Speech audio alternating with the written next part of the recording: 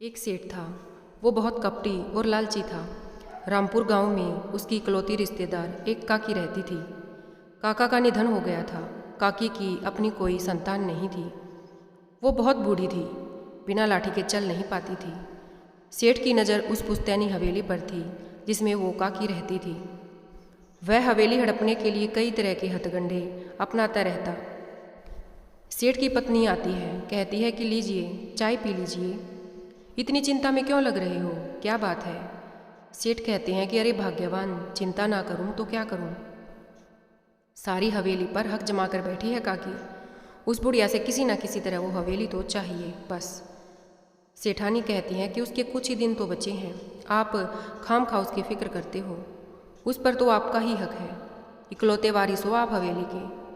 सेठ कहता है कि इस बार तो मैं काकी को फुसलाकर हवेली के कागज़ लेकर रहूँगा। अगले दिन सेठ हवेली पर जाता है। हवेली का नौकर दरवाज़ा खोलता है। नौकर कहता है कि आप कौन? अरे सुनिए, आप अंदर कहाँ जा रहे हो? काकी। अरे कौन है रे, कौन आया? सेठ कहता है कि मैं हूँ काकी, तुम्हारा बबुआ। काकी कहती है कि अरे तू क्यों आया है? सेठ कहता है क्या कहा काकी, तुम भी ना अपनी काकी से मिलने नहीं आ सकता क्या? काकी। अरे तू रहने दे, एक नंबर का लालची स्वार्थी कहीं का है। तू कभी मरते हुए तो पूछने नहीं आया, चल निकल यहाँ से। सेठ कहता है कि जैसा भी हूँ काकी, इस हवेली का इकलौता वारिस हूँ। काकी कहती है कि हाय हाय, आज वारिसपना याद आ रहा है। जब जब इस हवेली पे और मुझ पर मुसीबत आई तो झांकने भी नहीं आया। सेठ कहता है कि ये सब मैं नहीं जानता, मुझे बस अपना हक चाहिए। बाहर निकल यहाँ से, यह हवेली तो क्या सुई बराबर जगह नहीं मिलेगी। सेठ कहता है कि ये घर मेरा भी है, इस पर मेरा भी उतना ही हक है जितना तुम्हारा। तुम मुझे नहीं निकाल सकती काकी। अरे जा यहाँ से, नहीं तो धक्के खाकर जाएगा, समझा? तभी नौकर आता है और आगे बढ़कर कहता है सेठ। सेठ कहता है कि हाथ मत लगाना। सेठ काकी तुम क्या सोच रही हो, मैं अपना हक छोड़ दूंगा? ये हवेली मेरी है, तुम्हारे जीते जी इसे लेकर रहूँगा, देखता हूँ तुम क्या कर लोगी।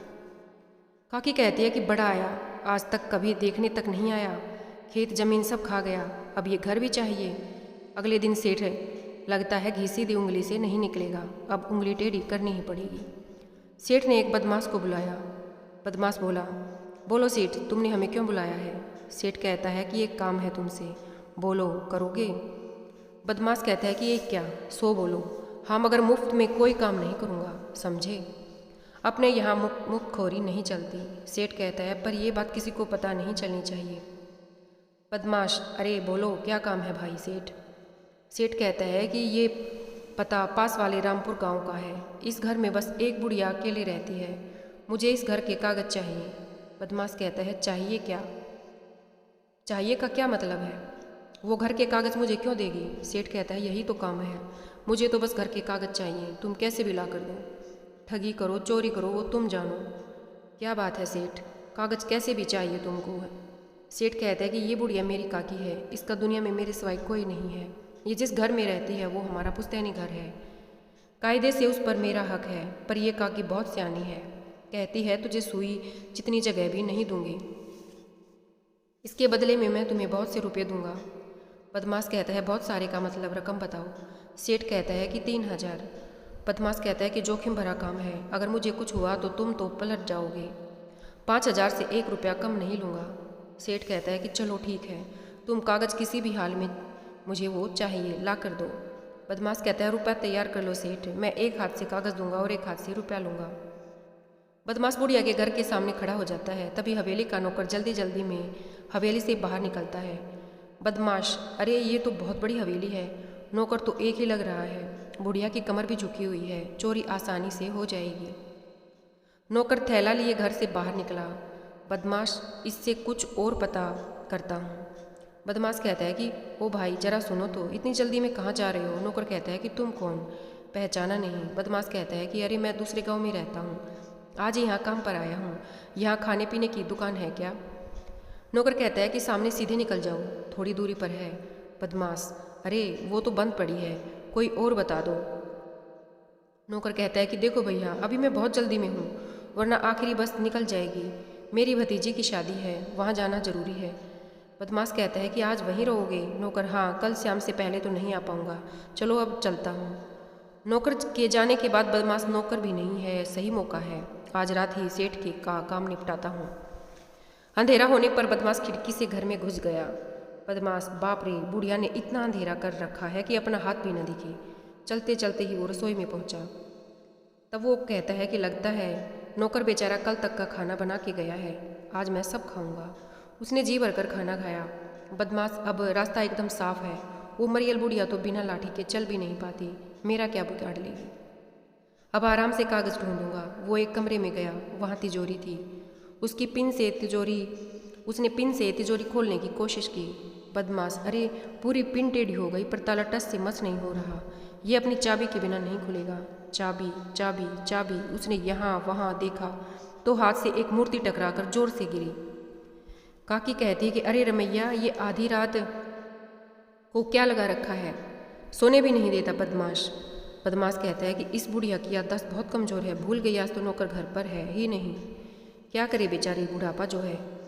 थोड़ी ही देर बाद काकी, अरे मैं तो भूल ही गई, ये रमैया तो भतीजी की शादी में गया है।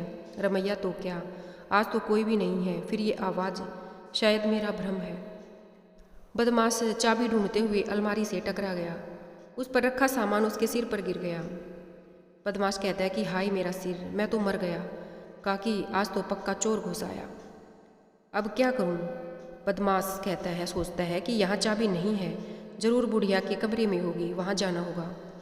बुढ़िया कुछ सोचने के बाद, रमैया, अरे ओ रमैया, कहाँ मर गया, सुनाई नहीं देता क्या?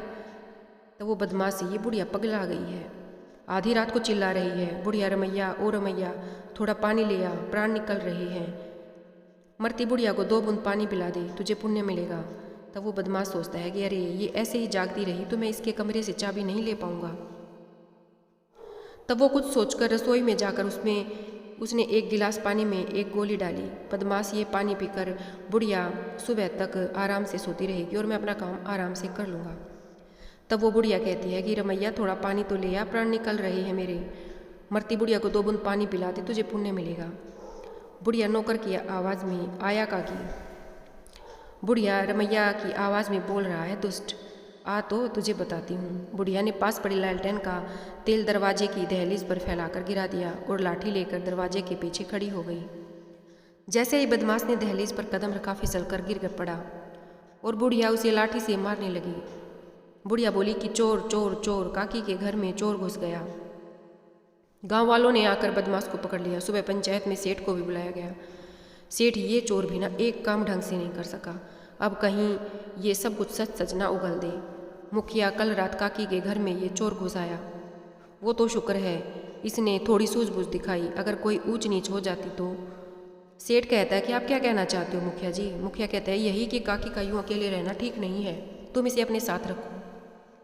सेठ मन में, काकी मेरे साथ आ जाए तो मैं इस हवेली को ऊंची कीमत पर बेचकर शहर जाकर आराम की ज़िंदगी जीऊँगा। सेठ कहता है कि हाँ हाँ क्यों नहीं, ये मेरे साथ चल पड़े, मैं इनका पूरा ध्यान रखूँगा। बुढ़िया कहती है कि मुखिया जी मुझे नहीं रहना है इसके साथ। मुखिया कहते हैं इसके सिवा तुम्हारा कौन है? कोई भी तो नहीं। बुढ़िया कहती है पिछले साल जब मैं बीमार हुई थी तब भी आपने यही कह के मुझे इसके यहाँ भेजा, देखभाल करना तो दूर, रोटी कपड़े तक को मोहताज कर दिया था मुझे। ये और इसकी पत्नी मेरे साथ नौकरों से भी बुरा व्यवहार करते हैं, अपमान सहने से तो अच्छा है कि मैं अकेले ही रहूं। वैसे भी इसे बस हवेली चाहिए। मुखिया कहता है कि ठीक है। मुखिया, तुम काकी के घर में क्या चोरी करने गए थे? बदमाश धीमे से कहता है कि हाँ हाँ। मुखिया, सुना नहीं, तुम काकी के घर में क्या चोरी करने गए थे? बदमाश कहता है कि बताता हूँ पर मुझे मारना नहीं। गांव वालों ने मार मार की कमर तोड़ दी है। मुखिया कहता है कि कोई नहीं मारेगा। तभी सेठ ने बदमाश को आंख मारकर गर्दन ना में हिलाकर इशारा किया। बुढ़िया ने ये देख लिया। बुढ़िया कहती है कि अच्छा, तो ये सारा किया धरा तेरा है। बदमाश कहता है कि मैंने सोचा घर के कागज़ के साथ साथ इतने बड़े घर में बड़ा माल मिलेगा, ये सोचकर घुसा था। मुखिया कहता है कि पर तुम्हें इसकी सज़ा मिलेगी। बुढ़िया कहती है कि मुखिया जी सज़ा रहने दो, वैसे भी मुझे तो ये बेचारा शरीफ लग रहा है, मजबूरी में चोरी करता होगा। मुखिया कहता है कि काकी जो कहना है खुल कर कहो। बुढ़िया, मैंने आपकी और मेरी समस्या का हल निकाल लिया है, आज से ये चोर मेरा बेटा है। मुखिया कहते हैं कि क्या चोर को बेटा बनाओगी? बुढ़िया कहती है कि हाँ, जाते ही जाते किसी की ज़िंदगी संवर जाएगी। कलयुग में इससे बड़ा पुण्य क्या होगा, और अब से ये मेरे साथ रहेगा। मुखिया जी कहते हैं कि आप बस कागज़ बनवा दो कि मेरे बाद यह हवेली इसकी होगी, ताकि इसे आगे कोई परेशानी ना हो। मुखिया कहता है कि ठीक है काकी, जैसी तुम्हारी मर्जी। बुढ़िया घर पर पहुंच जाती है। बदमाश कहता है कि काकी, मैं तो चोरी करने आया था, तुमने मुझे सजा से तो बचाया ही, बेटा भी बना लिया। तब बुढ़िया कहती है कि बेटा कोई बात नहीं, तू अपने घर आगे की सोच। वैसे भी जो चीज़ तू चुराने आया था वो तुझे मिली नहीं, अब लेकिन वो अब तेरी हो गई है, अब वो तुझे ही मिल गई है। बदमाश कहता है कि मैं कुछ समझा नहीं। बुढ़िया कहती है मैं जानती हूँ कि तू हवेली के कागज़ चुराने आया था। बदमाश कहता है आपको कैसे पता? बुढ़िया, इस घर में और धरा ही क्या है चोरी करने के लिए। चल अब ये सब चोरी चकारी छोड़कर कोई ढंग का काम शुरू कर दे। दूसरी तरफ सेठ, बाजी उलट गई, अब हवेली हाथ से चली जाएगी, और इस बदमाश ने कहीं मेरा सच बता दिया तो गांव से हुक्का पानी भी बंद हो जाएगा। पुलिस में रपट कर दी तो कुछ ना कुछ तो करना पड़ेगा। सेठ ने बदमाश को एक सुनसान जगह पर मिलने के लिए बुलाया। सेठ, तुमने मुझे यहाँ पर क्यों बुलाया है? ये ले पैसे, हवेली का कागज़ मुझे लाकर दे दे और चुपचाप कहीं और चले जाओ। बदमाश कहता है कौन से कागज़? वो हवेली मेरी माँ की है, उनकी ही रहेगी। सेठ कहता है ओ माँ, बेटा बोल दिया तो तेरी माँ हो गई। बदमाश कहता है कि हाँ, और मैं उनके साथ ही रहूँगा, तुम उन्हें तंग करने की सोचना भी मत। सेठ कहता है कि तुझे क्या लगता है मैं तुझे वो हवेली इतनी आसानी से लेने दूंगा? वो बस एक मेरी है, समझा? बदमाश कहता है कि मुझे हवेली नहीं चाहिए, पर जब तक माँ नहीं चाहेंगी मैं तुम्हें भी नहीं लेने दूंगा। सेठ कहता है कि देख, ज़्यादा मत बन, अपनी औकात मत भूल, समझा? तुझे मैंने वहाँ हवेली के कागज़ चुराने के लिए भेजा था, वो कागज़ मुझे ला कर दे और यहाँ से दूर चला जा। तभी पेड़ों के पीछे छिपी बुढ़िया ताली बजाते हुए सामने आई। उसके साथ मुखिया और गांव वाले भी थे। सेठ कहता है कि तूने मुझसे चालाकी की। बुढ़िया कहती है कि ये पराया होकर भी अपना बन गया, पर तुम अपने होकर भी कभी अपने नहीं बन पाई। मुखिया, अरे तुम तो बहुत गिरे हुए इंसान हो भाई, तुम्हारी सजा पंचायत बताएगी। अरे ले चलो इसे, इसकी हेकड़ी निकालनी पड़ेगी। सब कुछ होते हुए भी एक बेसहारा बुढ़िया को तंग करता है। ऐसी नालायक औलाद की किसी को ज़रूरत नहीं है। इसके बाद पंचायत ने सेठ का हुक्का पानी बंद कर दिया और दूसरी तरफ बदमाश काकी का बेटा बनकर काकी के साथ खुशी खुशी हवेली में रहने लगा। धन्यवाद।